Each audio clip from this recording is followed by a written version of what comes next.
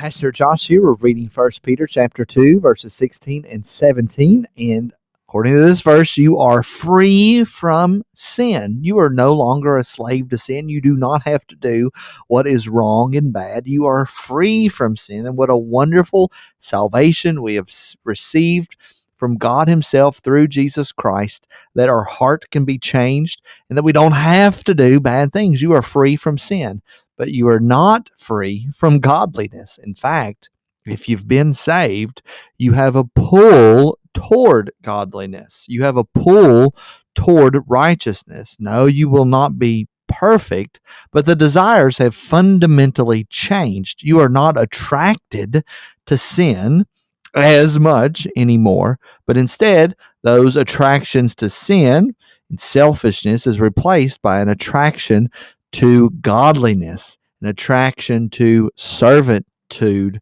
toward those around you, loving God and loving your neighbor. So when we talk about Christian liberty and when we talk about Christian freedom, we are free from the bondage of sin. We are not free from godliness. So it doesn't mean that you just get to do whatever you want to do. Well, in fact, you do get to do whatever you want to do. But if you are a Christian, your desires have changed and you actually want to do what is good and right. You want to do what will honor and please the Lord. And that's a fundamental change that God does in our hearts. So let's look at these two verses. Live as people who are free.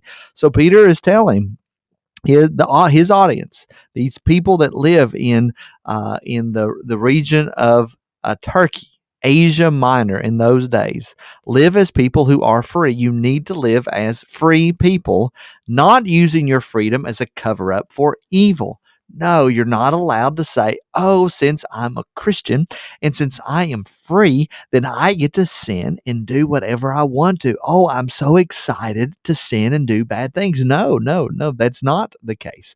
If you are free, you need to not use that freedom to cover up evil. Instead, what does Peter say? That you should live as servants of God, but living as servants of God. So we have had a fundamental change in our heart, a fundamental change in our person, in our identity, and now we live as servants of God. And it's an interesting wordplay to say that you are free, but you are yet a servant of God. You are no longer a servant of unrighteousness. You're no longer a slave, as the Apostle Paul will even say, a slave to unrighteousness and evil, but now you are a slave to God. You are a servant to God. You are desiring to serve Him. And then he gives some practical, just very short commands. Honor everyone, so show respect to everyone. Love the brotherhood, your brothers and sisters in Christ.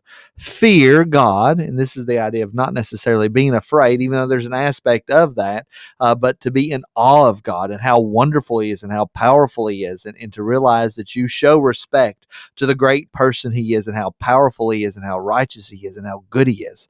So there's a fear that comes with that. And then he says, honor the emperor. Honor those that are in charge. And the Roman emperors were not always good people. We're not good people, and they definitely were not Christians. So, but still, Peter's saying you should honor those in charge. You should honor the government, as we have talked about in the past. So, being free does not mean that you're free from godliness.